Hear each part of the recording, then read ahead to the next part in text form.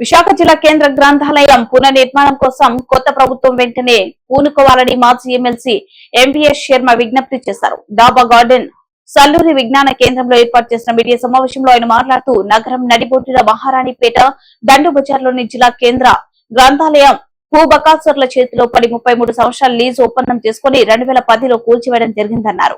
పౌర గ్రంథాలయ సేవ సమితి అనేక మంది పూర్వ ప్రముఖుల పోరాట ఫలితంగా 2014లో 2010 నాటి లీజు ఒప్పందం ప్రభుత్వం రద్దు చేసిందని తెలిపారు. అయినా నేటికి ఆ గ్రంథాలయం పునర్నిర్మాణం చేపట్టలేదని, ఫలితంగా విద్యార్థులు, నిరుద్యోగులు, ప్రజలు ఇంతటి మహానగరంలో సరైన ప్రభుత్వ గ్రంథాలయం లేక అనేక ఇక్కట్లకు గురవుతున్నారని ఆవేదన వ్యక్తం చేశారు. విద్యా విధానంపై కబుర్లు చెప్పే గత ప్రభుత్వాలలోనే ప్రజల ప్రతినిధులు, అమాత్యులు, ఐఏఎస్ అధికారులు తదితరులకు గ్రంథాలయం అవసరం పట్టలేదని విమర్శించారు.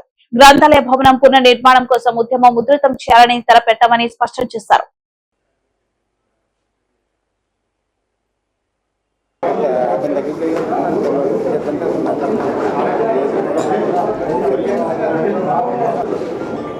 చెందినటువంటి స్థలం అక్కడ ఉన్న పాత భవనాన్ని కూలగొట్టి ఇప్పటికి 13 సంవత్సరాలు అయింది.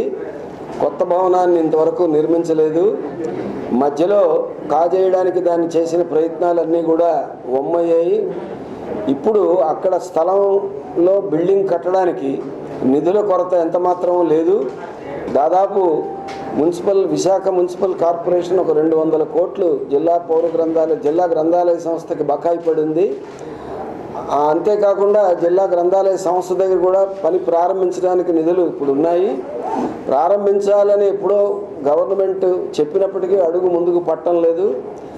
గత ప్రభుత్వం తాలూకా నిష్క్రియాపరత్వం, ఏ అడుగు ముందుకు వేయని ఆ పరిస్థితికి ప్రజలు దానికి తీర్పిచ్చారు.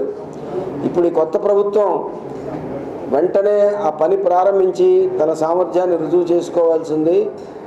చంద్రబాబు నాయుడు గారి ప్రభుత్వం మేము మారాము, మేము ప్రజలందరూ చెప్పింది వింటాము, ఆచరణలో చూపిస్తాం, మా తేడాన్ని మీరే చూస్తారని చెప్పి ప్రకటించారు.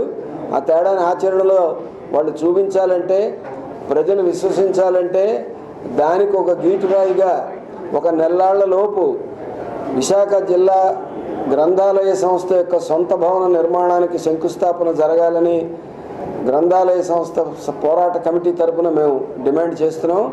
ఇదే విషయాన్ని విద్యామంత్రిగా ఉన్న లోకేష్ గారికి, ఈ నియోజకవర్గం ఎమ్మెల్యే వంశీకృష్ణ యాదవ్ గారికి కూడా ఈ మీడియా ముఖంగా విజ్ఞప్తి చేస్తున్నాం. వారిని స్వయంగా కలిసి కూడా ఈ విషయాన్ని వారికి త్వరలో తెలియజేస్తాం.